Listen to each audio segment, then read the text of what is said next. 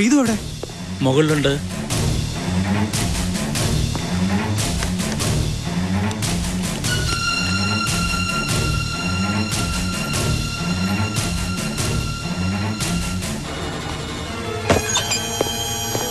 പ്രീതു,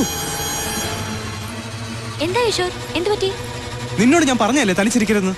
അതിനിപ്പോ എന്താ ഉണ്ടായേ? നോക്ക്, ആ വാതില് ഞാൻ ഇപ്പൊ അടച്ചു കുറ്റിയിട്ടതാ. കൊട്ടാരത്തിന് പുറത്ത് മഫ്റ്റിയിൽ ഞാൻ പോലീസിനെ നിർത്തിയിട്ടും അവരുടെ കണ്ണ് വെട്ടിച്ച് അവൻ ഇതിനകത്ത് കടന്നു. അതുപോലെ തന്നെ രക്ഷപ്പെടുകയും ചെയ്തു. ആരെയാണോ ഇവിടെ എല്ലാരും കൂടി രക്ഷപ്പെടുത്താൻ നോക്കുന്നേ അവൻ തന്നെ. പ്രീതുവിന്റെ ജീവൻ വെച്ചാ എല്ലാവരുടെയും കളി, അത് മറക്കണ്ട.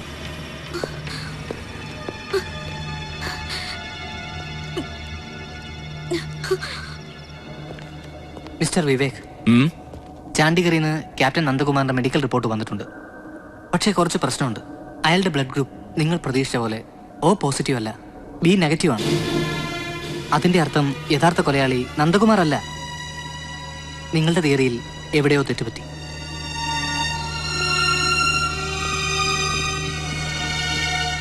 സർ, നമുക്ക് എവിടെയോ വഴിതെറ്റിയെന്ന് എനിക്കും തോന്നിയിരുന്നു. കാരണം കുറെ ദിവസങ്ങളായിട്ട് നമ്മളയാളെ ഫോളോ ചെയ്യുക. നന്ദകുമാറിന്റെ ഒരു പ്രവൃത്തിയും ഒരു കൊലയാളിയുടെ പോലെ തോന്നിച്ചില്ല. തന്നെയുമല്ല, അടുത്ത ആഴ്ച അയാളുടെ വിവാഹമാണ്, അതും അയാളുടെ മുറപ്പെണ്ണുമായിട്ട്. ഇത്തവണ നന്ദകുമാർ ലീവ് എടുത്ത് നാട്ടിൽ വന്നത് തന്നെ അവരുടെ വിവാഹത്തിന് വേണ്ടിയാണ്. ഇതൊന്നും ഒരു കൊലയാളിയുടെ പ്രവൃത്തിക്ക് ചേരുമല്ലോ സാർ.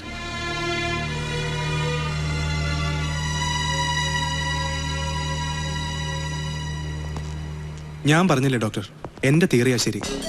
പക്ഷേ കൃഷ്ണപ്രസാദിനെ പിടിച്ചാലേ അത് ഉറപ്പ് പറയാൻ പറ്റൂ. കഴിഞ്ഞ തവണ അവൻ ജസ്റ്റാ രക്ഷപ്പെട്ടത്. ഇനി അവൻ എന്റെ കയ്യിൽ നിന്ന് രക്ഷപ്പെടില്ല. Good luck. Thank you doctor.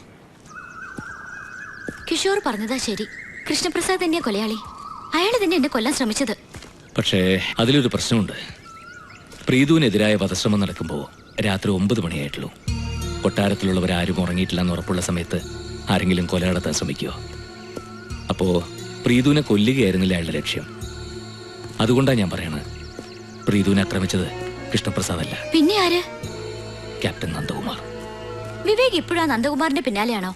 Blood ഗ്രൂപ്പിന് തെളിഞ്ഞതല്ലേ അയാളല്ല കൊല നടത്തിയതെന്ന്. പിന്നെന്താ? എന്തോ എന്റെ തിയറി തെറ്റാണെന്ന് എനിക്ക് വിശ്വസിക്കാൻ പറ്റണില്ല. കാരണം ഇത്രയും തെളിവുകൾ ഒന്നിച്ചു വന്നിട്ട് ഒരു കേസും വഴിതെറ്റി പോയില്ല. എനിക്ക് തോന്നണത് ഈ കേസിൽ ആരോ തിരിമറി നടത്തിയിട്ടുണ്ടെന്നാ. ആര് തിരിമറി നടത്താൻ? പ്രവീൺ മരിച്ചാൽ കൃഷ്ണപ്രസാദിനേക്കാളും മുരളീമോഹനേക്കാളുമൊക്കെ പ്രയോജനം കിട്ടുന്ന മറ്റൊരാളുണ്ട്. അയാളെ നമ്മളിതുവരെ സംശയിച്ചിട്ടേ ഇല്ല. ആരാത്? കിഷോർ. നമ്മുടെ കിഷോറോ? അതെ, കൊട്ടാരത്തിലെ കീഴ്വഴക്കമനുസരിച്ച് പ്രീതുവിന് കിഷോറിന് തന്നെ കിട്ടും. പക്ഷെ അവൻ അപ്പോഴും തമ്പുരാനാവില്ല. പക്ഷെ പ്രവീൺ മരിച്ചു പോവുകയാണെങ്കിലോ പ്രീതുവിന് വിവാഹം കഴിക്കുക വഴി അവൻ അടുത്ത രാജാവാകാനും പറ്റും. ഇല്ല വിവേക്, കിഷോർ അങ്ങനെ ചെയ്യില്ല. കിഷോർ അങ്ങനെ ചെയ്യില്ല, അതെനിക്കും അറിയാം. പക്ഷേ കിഷോർ പോലും അറിയാതെ അവനെ രാജാവാക്കാൻ വേണ്ടി കിഷോറിന്റെ അച്ഛനായിക്കൂടെ പ്രവീണിനെ കൊലപ്പെടുത്തിയത്. എന്നിട്ട് കൃഷ്ണപ്രസാദിനെതിരെ കൃത്രിമ തെളിവുകൾ ഉണ്ടാക്കി അതായിക്കൂടെ സംഭവിച്ചത്. കിഷോറിന്റെ അച്ഛൻ ഭയങ്കര വക്രബുദ്ധിയാ. സ്വന്തം മകനെ രാജാവാക്കാൻ വേണ്ടി അയാൾ ഇതും ഇതിലപ്പുറം ചെയ്യും.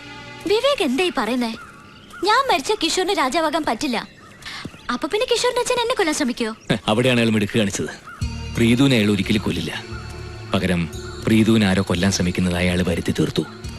അപ്പൊ പിന്നെ ആരെങ്കിലും കൃഷ്ണപ്രസാദിനെ സംശയിക്കൂ? അതുകൊണ്ടൊക്കെ ഞാൻ പറയണേ, കിഷോറിന്റെ അച്ഛൻ ഏർപ്പാടാക്കിയ വാടക കൊലയാളിയായിരിക്കും ഈ നന്ദകുമാർ. അയാൾ അറസ്റ്റിലായാൽ സത്യം മുഴുവൻ പുറത്തു വരും. സ്വന്തം അച്ഛനെതിരെയാണ് തെളിവുകൾ നീങ്ങുന്നെന്ന് അറിഞ്ഞപ്പോഴായിരിക്കണം നന്ദകുമാറിനെതിരെയുള്ള തെളിവുകളിൽ കിഷോർ എന്തോ തിരിമറി കാണിച്ചത്. അച്ഛനെ രക്ഷിക്കാൻ വേണ്ടി ഏതൊരു മകനും അങ്ങനെ ഒരു തെറ്റ് ചെയ്തു പോവും. ഈ കേസിൽ കിഷോർ അങ്ങനെ ഒരു തിരിമറി കാണിച്ചിട്ടുണ്ടെങ്കിൽ വെറുതെ വിടരുത്. കിഷോറിനെ കൊണ്ട് തന്നെ സ്വന്തം അച്ഛൻ അറസ്റ്റ് ചെയ്യിക്കണം. അതത്ര എളുപ്പമല്ല.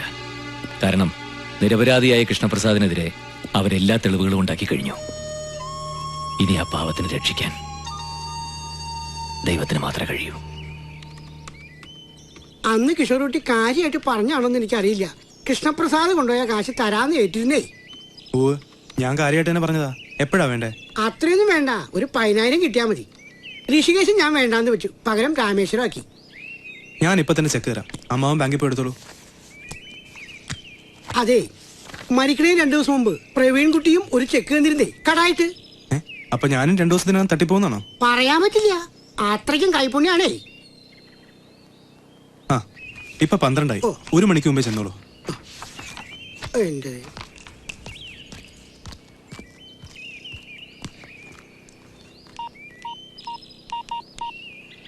ആ ശേഖർ, ഞാനാ സർ. പൂമംഗലത്തെ കുഞ്ഞുകുട്ടൻ തമ്പുരാനെ ഞാൻ ചെക്ക് കൊടുത്ത് ബാങ്കിലേക്ക് അയച്ചിട്ടുണ്ട്. പണം വാങ്ങിക്കഴിഞ്ഞാലുടൻ തമ്പുരാനെ ഫോളോ ചെയ്യണം. ഓക്കെ? Okay sir. ഇനിയെങ്കിലും നീ ഇങ്ങനെ കറങ്ങി നടക്കാതെ എങ്ങോടെങ്കിലും പോയി രക്ഷപ്പെടാൻ നോക്ക്. ദാ കൊടുക്കും. വല്യച്ഛന് ഞാൻ ഒരു ഭാരമില്ലേ? അതുകൊണ്ടല്ല, എന്നെങ്കിലും തമ്പുരാൻ നിന്നെ മകനായിട്ട് അംഗീകരിക്കുമെന്നായിരുന്നു എന്റെ വിശ്വാസം. പക്ഷെ ഇപ്പൊ നിന്റെ കഴുത്തിൽ കൊലക്കയറി വീഴല്ലേ എന്നാ എന്റെ പ്രാർത്ഥന. നീ പോ, എവിടെയെങ്കിലും പോയി നീ രക്ഷപ്പെടും.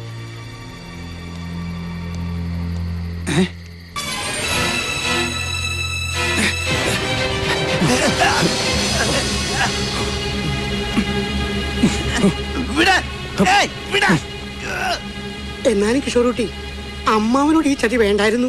അമ്മാവന് ഈ ചതി എന്നോടും വേണ്ടായിരുന്നു. ഏതായാലും രാമേശ്വരം യാത്ര മുടക്കണ്ട.